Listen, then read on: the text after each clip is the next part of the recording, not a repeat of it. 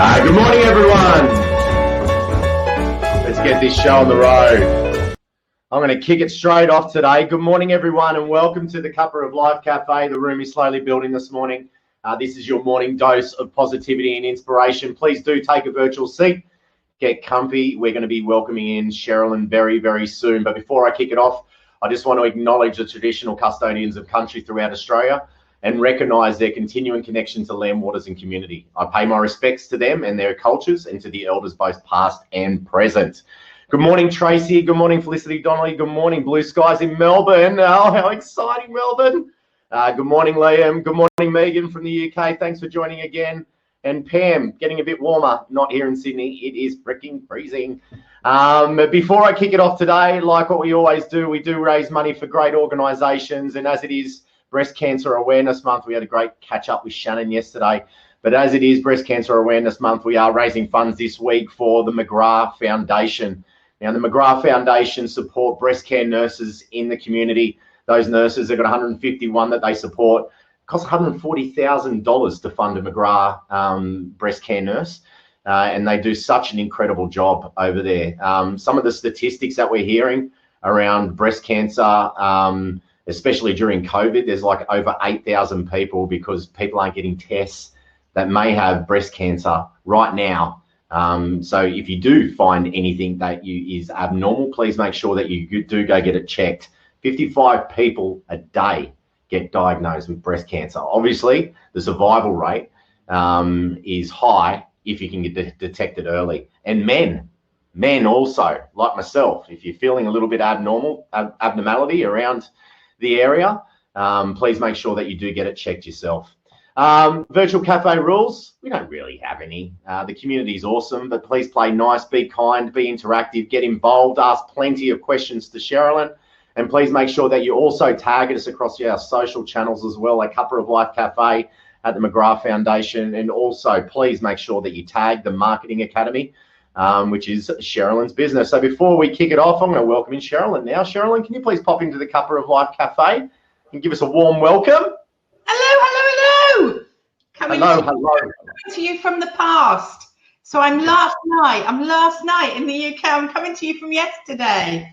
Thanks for joining us in the UK, and that means it's what, 9:30-ish your time over there? Oh, yes, definitely time for a gin and tonic, I say. Well, what's in your cup, Sherilyn? Please, yeah. What's in? It's gin and tonic. It's gin and tonic in my mug. I can do that. That is so good.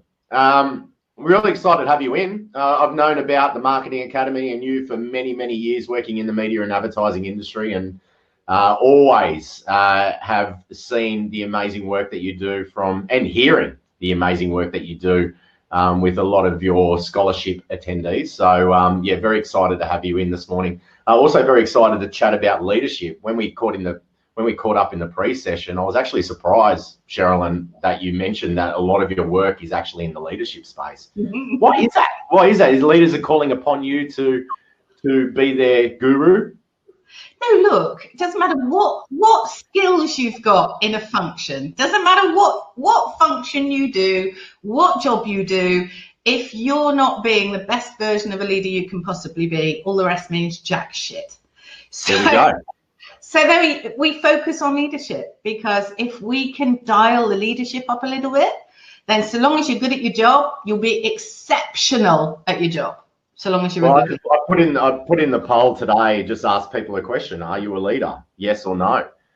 Please answer that poll. We're going to get up to that poll later on, but Sherilyn, you're gonna see it, and you're gonna tell everyone something about it. Can you see the results so far? Yeah, I can. Yeah. Okay. Before we kick into that, where did you grow up, Sherilyn? Where's your background? Where were you born? Were you born in the UK? Obviously. I was born in Bournemouth. So on the south coast, that's our version of Bronte. No, Bondi. It's our version of Bondi, but I have to say the people aren't quite as gorgeous in Bournemouth. Okay. They're a bit older. I worked in the UK for a couple of years. I worked for Essex FM, the radio station, there for 2 years in Chelmsford and Basildon. Wow. How cool. Yeah, it was an eye-opener. It definitely was. You now.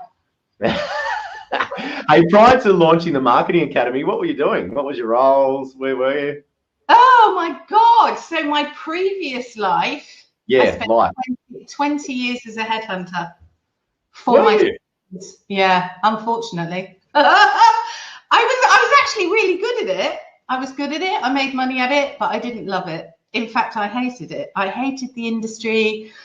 I hated the job. I don't know why I stayed in it for so long, but that was like my calling pre-finding what I was really put on the earth for. So for my sins, I was a headhunter. I met a guy in a pub when I was in my early 20s, and I'd only ever been in retail. So I'm a shopkeeper's daughter, just like Margaret Thatcher. So that's the Brits for you. And which meant that I went straight into the company business straight from school. So I didn't even do university. I went straight in to work for my mum and dad in their shop. And then when I was in my early 20s, I realized I really needed to get my shit together and get a career. And I met a guy in a pub one night, and he said, you should be in recruitment, you should. And I said, oh, really? I said, what do you need to be good at to be in recruitment? And he said, absolutely nothing. And I thought, well, that's it. That's the career for me.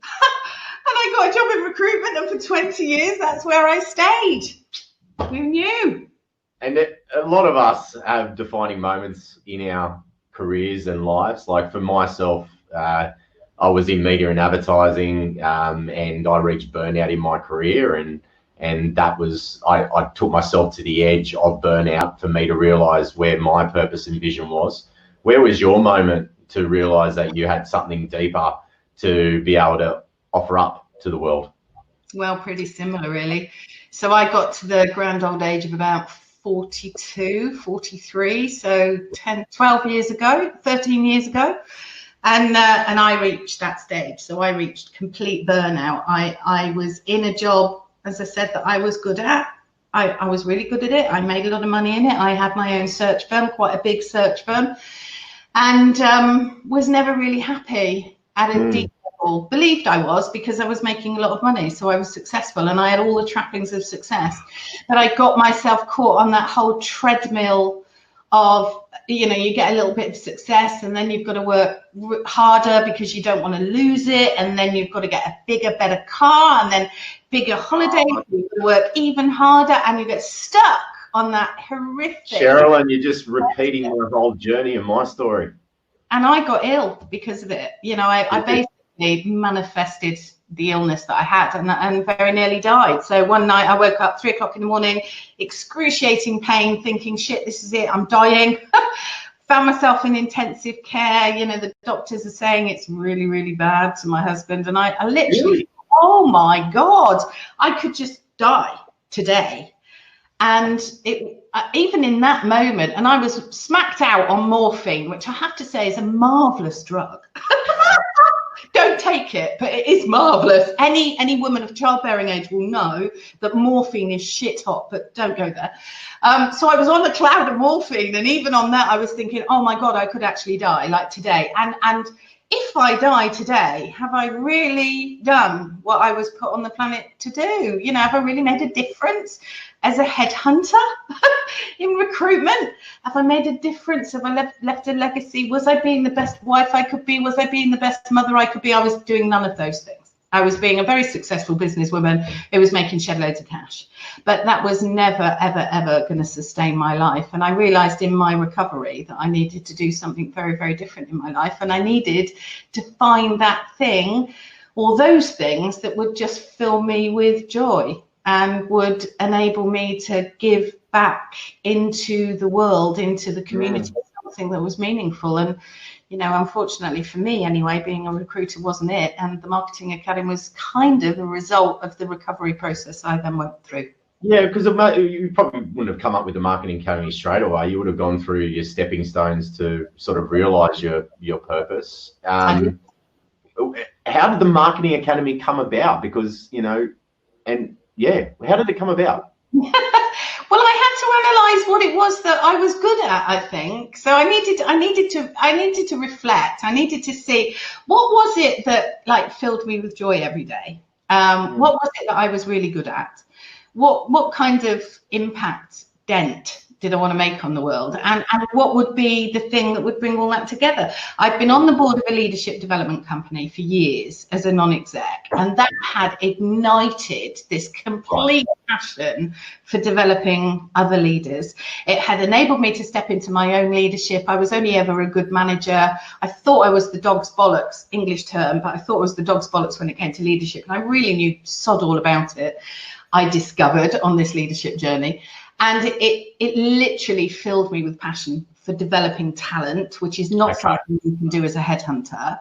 I'd always believed that marketing, media and advertising was the means to change the world. And I'd never been a marketer, but I had always known that our medium and our skill set and our capability can change the behaviors of the people on the planet, right? We're the communicators, the innovators, the engagers, the ones that drive the messages that can dictate behavioral change, influence choices, influence decisions, and enable people to be the best versions of themselves they can possibly be. So this industry was hugely attractive to me. And as a coach to CEOs, even as a headhunter, I was always saying, if you don't put your CMO in the center of the boardroom, if you don't make your customer the most important thing, then you've lost before you've begun. So I knew I wanted to do something that was around developing talent, was in an industry that could really make a big impact with it. And I wanted to do something philanthropic that was off this commercial gravy train, this treadmill that I'd found myself on, and I wanted to create something that other people could get a huge amount of value and joy from, and with the help of very, very many people, and I mean literally hundreds of people, during the kind of year or 18 months that I was formalizing the plan. We came up with the idea and the construct that was the Marketing Academy back in 2010. Just celebrated our first decade, and now we're in 3 countries. Cheers to your gin. Get the gin up. It's been awesome. It's been an amazing ride. And it's a it's a free academy, correct, for the scholars to attend, but they have to be nominated by someone. Is that correct, to be able to go through the process? Yeah, that's true. So money's off the table. You don't have to Money's pay. off the table. No, you don't pay for it. You have to earn your way in. So you have to go through a very, very tough selection process, and we get thousands of applications all over. I submitted 5 years ago, Sherilyn, and I didn't get in, but I'm not surprised, because it was at that point where I was at burnout stage, and I didn't really know where my vision or purpose was. I got nominated by Joe McAllister.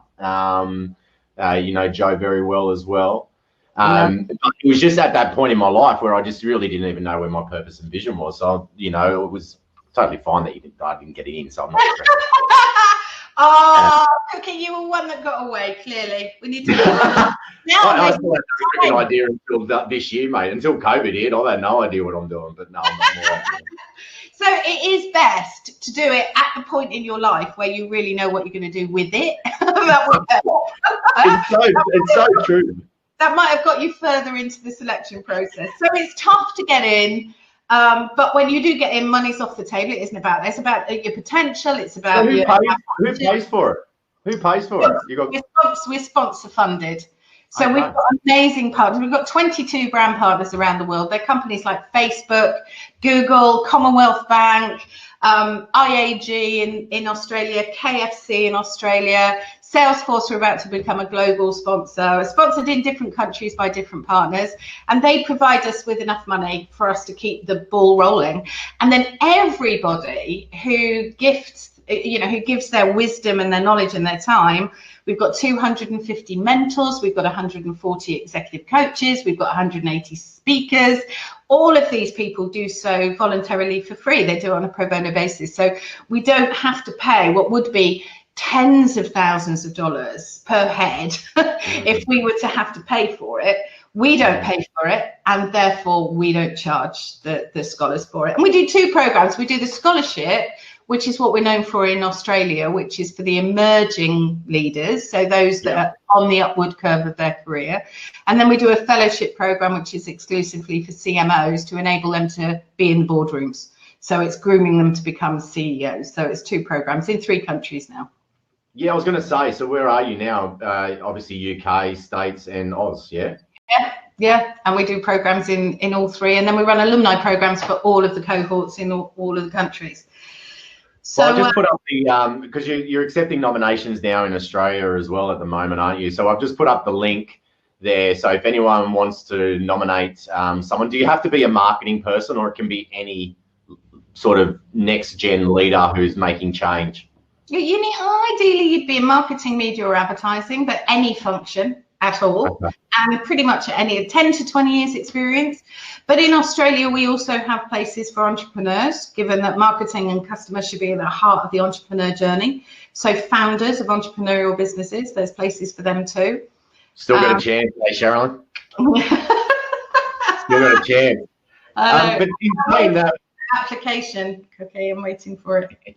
In saying that, we're obviously supporting the Mcgrath Foundation today, and you've got someone from the Mcgrath Foundation in your current one, isn't that right, Debbie? Yeah, we have Debbie. In fact, they've just graduated. They graduated last week.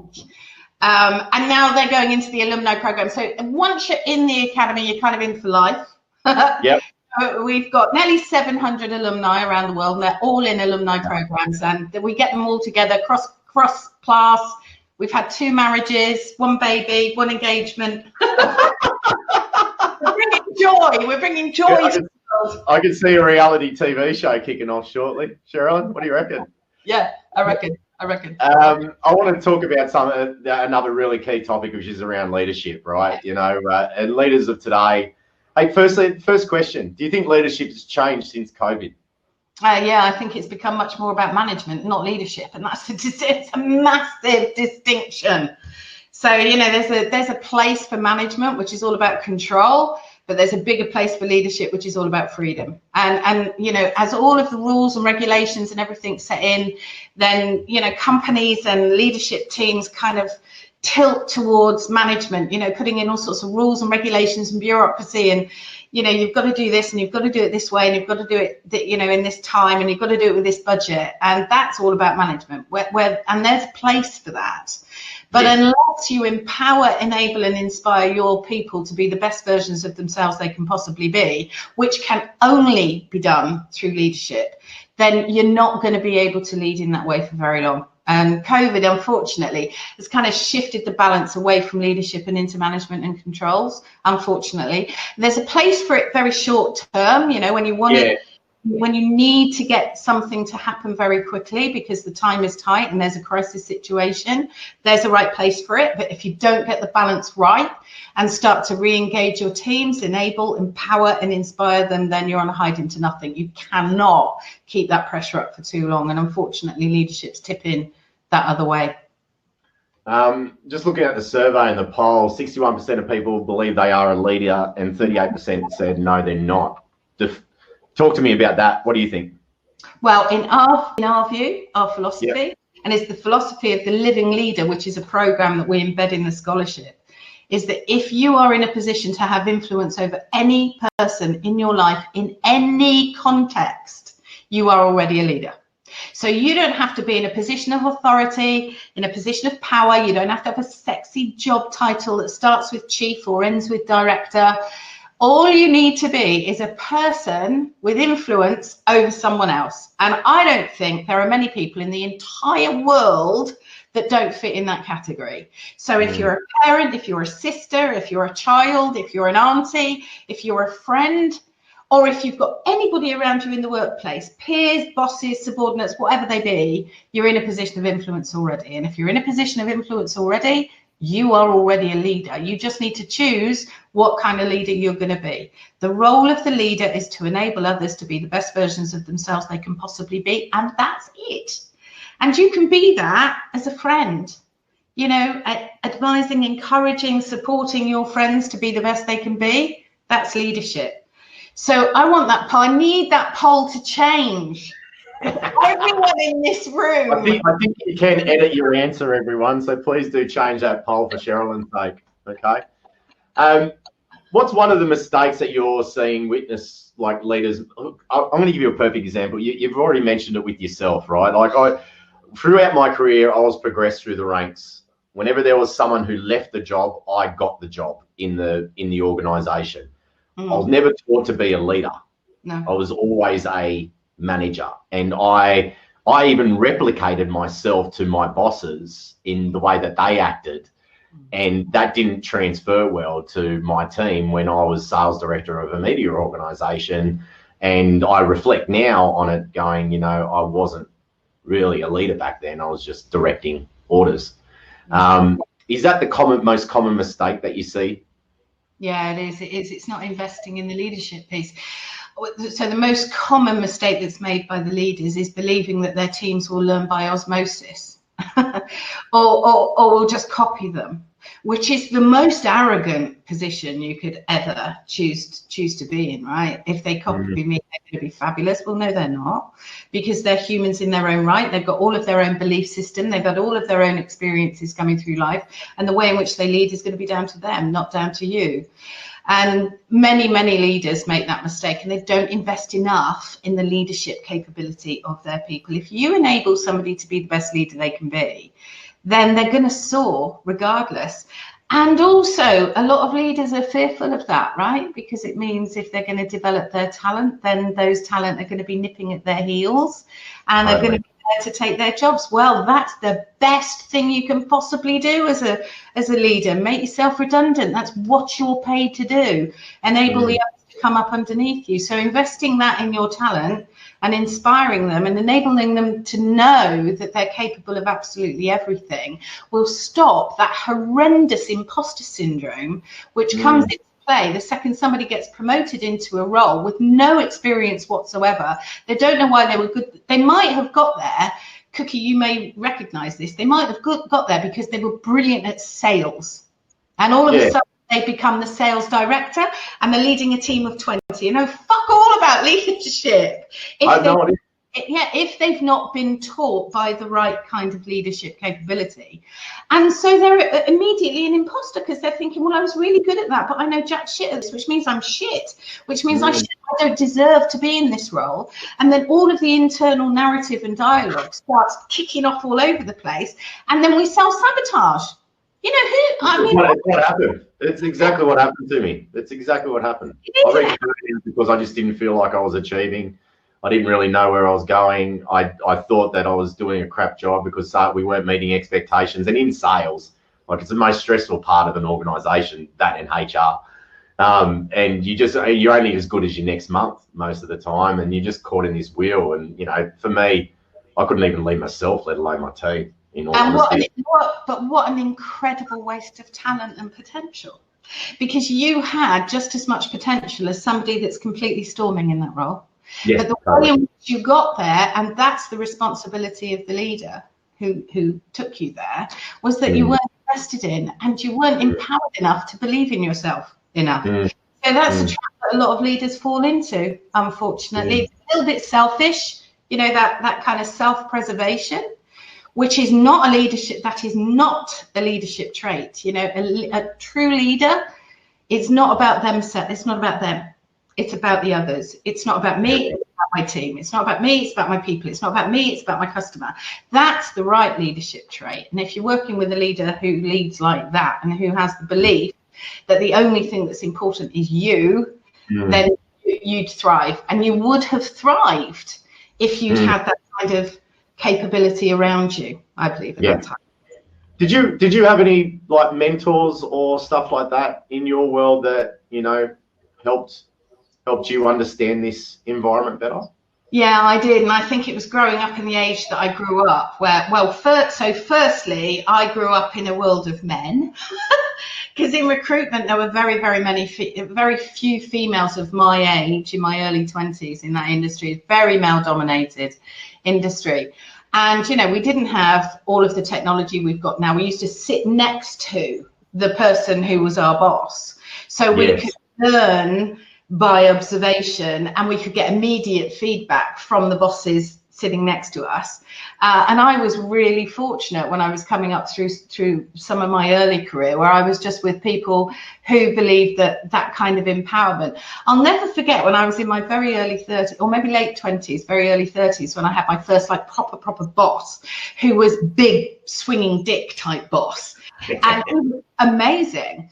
And I used to be the one that kind of had all the ideas. So he would say, come and tell me what you're thinking and feeling. Come and tell me what you think the solution is to this problem. Come and tell me what you think we should do. And honestly, I used to think, well, bloody hell, what do you get paid for, mate? Because I'm the one with all the answers. And it wasn't until years later that I really understood how fabulous a leader he was, because he enabled me to believe that I was doing it all for myself. He enabled me to believe that I didn't need him to tell me the answers. I had to go and find them for myself and then tell him what the answers would be. He created an environment for me in which I believed I was really excelling. And I didn't realize until years later. And it wasn't until at the time you're going, I could do your job. I literally in my 40s. So after I got ill and started the academy and started to really understand what this leadership thing was all about, I wrote him a letter, and he was in his 80s. And I wrote him a letter saying, I used to think you were a bit crap because you'd never come up with any of the ideas.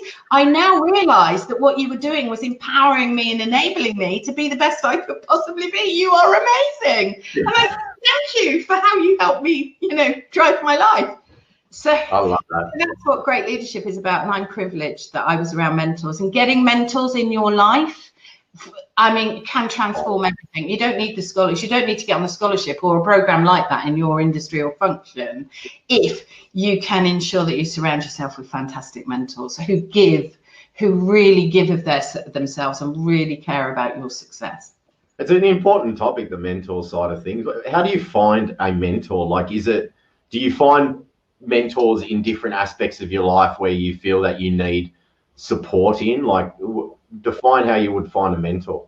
Well, two things. So, we're all about focusing on your strengths and making those strengths even stronger, rather than focusing on your weaknesses. Who wants to focus on weakness, not on a weakness? If you take your attention away from the weakness, it's just going to go away.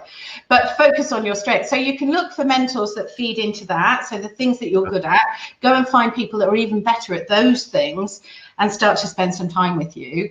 But if you really want to make sure that there's, that you're bridging the gaps, then finding some mentors that just might fulfill an experience gap is always really valuable. And you'd be surprised how many people will actually give their time. Like I said, we've got 250 mentors in the academy and a waiting list.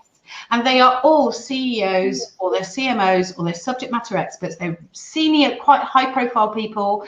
And, when we ask them to be a mentor, they'll very often say, oh my God, that's amazing. We've never been asked. And it's because we always assume that, if you're in a position of seniority or you've achieved a certain amount of success, you won't want to speak to the little guys. I find that the best leaders are the ones that are generous, and the ones that say no, fuck off. Don't bother with them. They're not the right people. Ignore them. Yeah, move on. Find another one. It doesn't matter if you get 10 no's. If you get one person that's willing to spend some time with you and share their knowledge with you, then you're in quids in. Hey, I've got a tough question. Well, it's not really a tough question, but you mentioned it before when you first launched the Marketing Academy that, if the customers versus employees, who do you think is the most vital cog in an organization? Employees, without a shadow of a doubt. If you haven't got people, if you haven't got all of the capability, all of the dreams, the desires, the energy, the enthusiasm, the passion, if you haven't got that in your business, then your customers get jack shit. So you have to get those employees first. That's where your focus should be. Get there first. Yeah. Empower your employees to make sure that the customers are adored, and everything else will fall into place.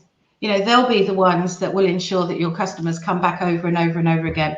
But if you don't have that focus on your employees first and foremost, you don't even have a business to be able to supply whatever service or product you're trying to supply to your customers. So employees first every time for me. Love it. Agree. Hey, anyone, if you've got questions for Sherilyn, please put them into the chat room now. We've got a couple more I'm going to ask her right now, but please put them into the chat room so we can ask at the end. Sherilyn, are there any what would you say to a first-time leader who's about to step into a role of more like higher authority, I suppose, within an organisation? What would you say to them in supporting them right now? Don't panic. Don't panic. Don't think you've got to know it all. Once you get in that first leadership, here's the real secret about leadership. Once you're a leader, you don't need to be an expert in anything ever again, apart from leadership. So don't panic. Don't think you've got to have all the answers. The people around you will have better answers than you will at any time. Just focus on your people. The biggest, best, most successful leaders in the planet, and I'm fortunate enough to know a lot of them, still wake up at 3 o'clock in the morning and cannot believe that they're in the role that they're in. They still think they're going to get fired. They still think that somebody's going to say, you're a fake and you don't deserve to be in this position. They're afraid to get caught out. You know, that never ever stops. So just don't panic. Just trust that the company that hired you has hired you for the right reason. They've promoted you for the right reason. And the people around you, so long as you continue to focus on them and their needs and how you support them, they'll thrive. And if they thrive, you'll be successful anyway. So don't panic, I think, would be the first most important thing I'd say to anybody promoted into that role. If you're struggling as a leader, is there any sort of resources that you think people can turn to beyond what the services that you offer at the Marketing Academy? Oh, yeah. I mean, you don't need the scholarship. You can go and do your own scholarship. You know, you think about what we offer, right? We offer exposure to the best in the business. You can go and find that yourself. We provide really good cutting edge world-class training. You can go and get that from anybody. We provide executive coaches. Go and hire a coach. It will be the best investment you've ever made. Go and find yourself some mentors. You know, our scholars get access to CEOs and CMOs. Well, go and find some. You'll be surrounded by them. And then look at the work of people like Brené Brown, Simon Sinek, Seth Godin. I mean, there's so many exceptional leadership gurus out there that you can learn from. So invest in yourself. There's something that we really teach within the academy, and that is you have to put your own oxygen mask on first. You cannot be the best leader if your cup is empty. You need to invest in yourself first.